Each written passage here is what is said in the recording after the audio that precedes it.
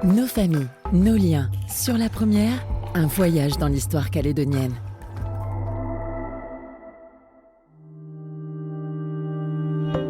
Aujourd'hui, direction Watom, aux abords de la Foix, où Loki Fogliani nous accueille dans son foyer baigné de fleurs et de poésie pour nous conter l'histoire de sa grande famille, et notamment celle de l'immense dame que fut sa maman, Mamie Fogliani.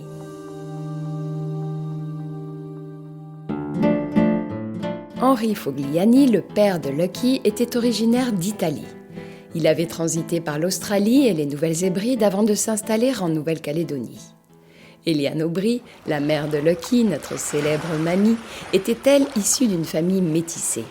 Ses grands-parents paternels étaient ainsi arrivés du nord de la métropole en 1896 pour cultiver du café et élever du bétail à Poindimié. Et ils sont arrivés dans une vallée, à Ina, à Poindimié. C'était au fond d'une vallée. J'ai quelques souvenirs, j'ai des petits brides. Les souvenirs dans cette vallée-là que j'ai, c'est une vieille dame, Madame Trouillot, qui amenait le lait à cheval le matin.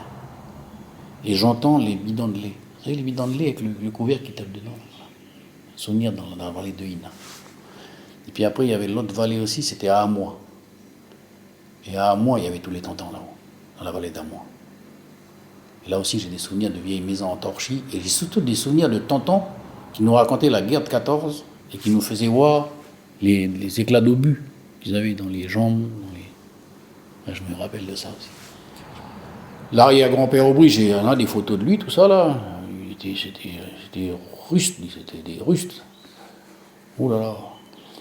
Et c'était les grands Européens d'avant qui avaient leurs chaises avec leur nom dessus, tout ça là au village. Ouais, qui attendaient le bateau, le tour de côte. Ouais, c'était d'aller avec la charrette là-bas, en bord de mer, pour récolter des affaires, des marchandises, quoi. Il était assis dans la charrette, c'est la mamie qui faisait le chevaux. Ah ouais, c'est ce temps-là, quoi. Lucky Fogliani n'a pas connu son arrière-grand-père, mais il se souvient en revanche très bien de son pépé Gaston, le papa de Mamie. Il vivait dans la forêt. Il avait son travail un peu dans le village, il s'occupait des entretiens, des trucs comme ça. Mais quand il avait 5 minutes, c'était dans son jardin ou dans la forêt. Il allait planter loin dans la forêt, dans le Koyawa qu'on appelait à Poindimié. Et il arrivait pour manger, prendre une douche pour manger, puis aller dormir.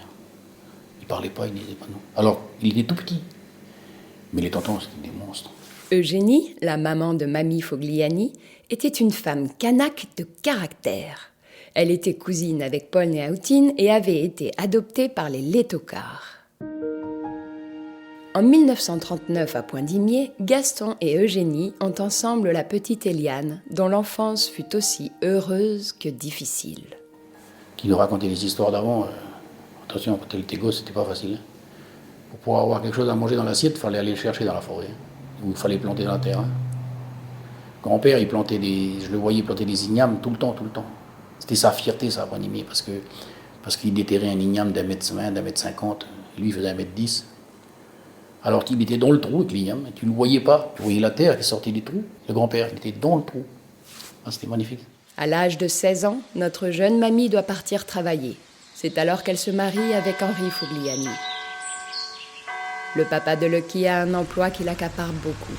Il est colporteur à bord d'un camion américain muni d'une grande vitrine regorgeante de marchandises. Il était attendu. Il était attendu partout aussi, dans le nord là-haut. C'est des vieux du nord qui m'ont raconté ça, c'est qu'il était attendu, c'est parce qu'il amenait de l'alcool aussi. Et on attendait l'alcool pour faire la fête là-haut. Et lui aussi il faisait la fête. Et mon père c'était un fêtard, il dansait et tout. Et il était très attendu partout dans les villages, partout. Et il y avait un vieux camion, et avant les routes, elles n'étaient pas en bon état, il fallait des champions, c'était des bons conducteurs. Et il avait un surnom, mon père il s'appelait Henri, et son surnom c'était Tuture. Et quand tu passais un peu, remontais un peu sur la côte est, puis tu allais voir un peu les gens, et puis tu parlais, tu disais Henri, il ne connaissait pas. Si tu disais Tuture, oh, lui Tuture, tout le monde le connaissait. Mamie Fogliani donne la vie à Lucky, son premier enfant, en 1956. Elle a en tout 15 petits, qu'elle entoure d'un amour inconditionnel, saupoudré d'une discipline plutôt stricte. Elle aimait bien prendre des petits bouts de tuyaux, là. Elle aimait bien parler une fois. Elle détestait parler deux fois. Il ne fallait jamais qu'elle dise deux fois quelque chose. Mettez la table une fois. Elle était autoritaire, mais elle était adorable. Hein, je veux dire. Ses gosses, elle a tout fait pour ses gosses. Ah, ouais, ouais. 15 enfants, 15, 17, 18 des fois. Je ne vous parle pas des enfants qui arrivaient du village. C'est comme ça qu'on habitait au village. Hein. C'était ceux qui arrivaient le week-end, il y avait 20 gosses qui étaient là. Puis il fallait donner à manger à tout le monde. Tous ces enfants, on a tous appris à faire la cuisine. Parce qu'on a tous, à un moment donné, on s'est tous retrouvés avec une cuillère en bois à tourner les oignons. Ça, c'était fatal. Et puis après, on avait les corvées de bois pour le feu de bois. Puis le corvée nettoyait les marmites dans le cric. Les filles, elles ont galéré avec ça aussi, nettoyer les marmites dans le cric. Forcément, la vie n'est pas simple tous les jours. Mais mamie fait tout pour que ses enfants soient tout de même heureux. S'il fallait acheter un pain avec 0 francs, elle partait au magasin, elle revenait avec 2 pains. Ouais. C'était comme ça. Elle disait, n'oubliez jamais qu'on n'avait pas de sous, mais qu'on a été élevé avec des langoustes. Parce qu'on avait des pêcheurs autour de nous, dans la famille, et on n'avait pas de sous, mais on a mangé des langoustes tout le temps. Des bénitiers, des poules. Et ça vaut une fortune, ça. Et bien voilà. Comme quoi, c'est pas parce qu'on n'avait pas d'argent qu'on était malheureux. Au contraire. Mamie Fogliani tient aussi beaucoup à ce que ses enfants intègrent les valeurs kanak héritées de sa maman. Elle leur apprend l'importance de la coutume et les envoie régulièrement vivre de grands moments de bonheur à la tribu. Parce que les vacances, on partait à la tribu. Moi, j'avais des vacances où je partais à Sarmière, on partait en pousse, à pied, à cheval. On partait n'importe comment. Il fallait qu'on parte à Sarmière parce qu'il fallait qu'on aille se baigner chez Jeannot. Jeannot, c'était le chauffeur de car de la fois, on a des années, on le connaissait depuis qu'on était tout petit. On se croise encore maintenant, Jeannot, il doit avoir 80 ans ou 90 ans. C'est comme si qu'on se croise il y a 50 ans. C'est extraordinaire. La mère de Lucky Fogliani lui transmet sa capacité à n'avoir jamais aucun a priori sur les gens, quelle que soit la couleur de leur peau. Du père blanc, la mère noire, c'est pas des choses qu'on regardait. Quoi.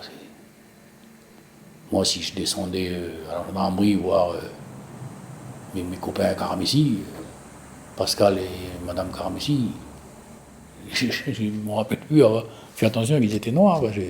C'est pas ce que je regardais. Quoi. Peut-être que c'est que je regardais leur âme, je voyais que leur âme. Et j'ai des souvenirs extraordinaires. Autour de moi, j'ai que ça. Quoi. J'ai des Walisiens aussi, j'ai des familles Keletaona, j'ai des familles.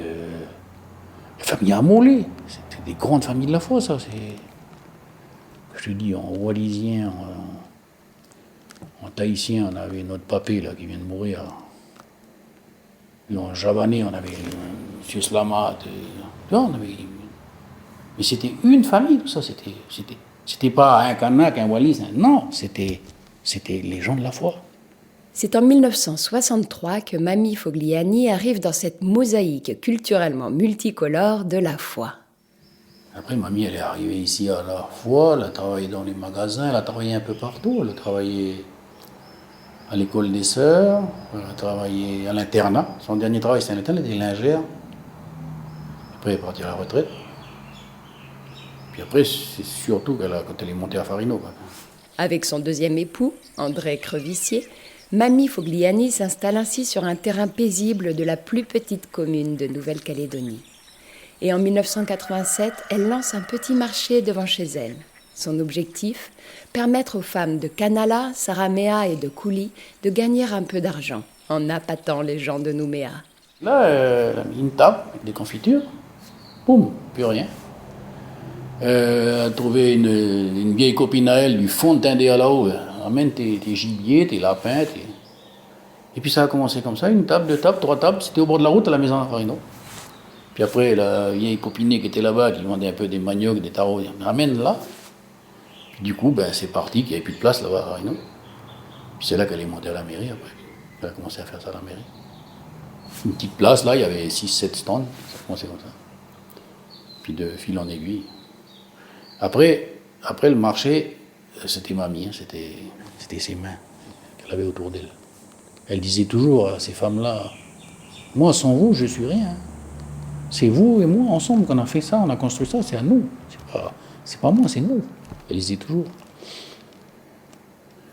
Et moi, je croise encore des vieilles là, qui pleurent encore. Hein. Très vite, elle ouvre aussi, chez elle, la table d'hôte chez Mamie. Un restaurant au bord de la rivière où les clients sont littéralement noyés d'excellente nourriture faite à base de produits frais et locaux. Elle est ensuite également à l'initiative de la fête du verre de Bancoul de Farino. Mais en 2002, Niels, son dernier enfant, est tué par balle. Depuis lors, elle ne fête plus Noël, ni son anniversaire. Elle n'a plus goût à s'occuper de son restaurant. Elle passe son temps dans son jardin et décède en 2020, à l'âge de 81 ans. Mais généreuse comme elle était et sera toujours, elle laisse derrière elle une longue traînée d'amour plutôt que du chagrin. Je dirais, elle t'empêche. Elle t'empêche d'être triste. Elle t'empêche, elle te dit, vis ta vie. Parce qu'il ne faut pas oublier que pour moi, la mort, c'est l'amour. Hein. Quand tu quittes la vie sur Terre, tu repars dans l'amour. Autour de nous, c'est un ensemble d'amour, c'est un gros nuage d'amour. Et donc, elle, ma femme, tous ceux qui sont là-bas, ils sont plus humains. Il n'y a plus rien d'humain, mais il n'y a que de l'amour. Et il n'y a que l'amour qui peut faire un truc comme ça, qui peut t'empêcher d'être mal, t'empêcher de ceci, cela. Moi, depuis qu'elle est morte, mais j'ai rien. Je me sens bien, je me sens toujours bien. Il m'arrive que des choses bien. C'est terrible, hein? Que des choses bien. Ainsi peut se résumer la vie et la trace qu'aura imprimée Mamie Fogliani dans le cœur de nombreuses personnes. Une vie dédiée aux enfants, à l'émancipation des femmes de Brousse, au développement de Farino et à la transmission de ce que la culture calédonienne a de plus beau. Nos familles, nos liens. Sur la première, un voyage dans l'histoire calédonienne.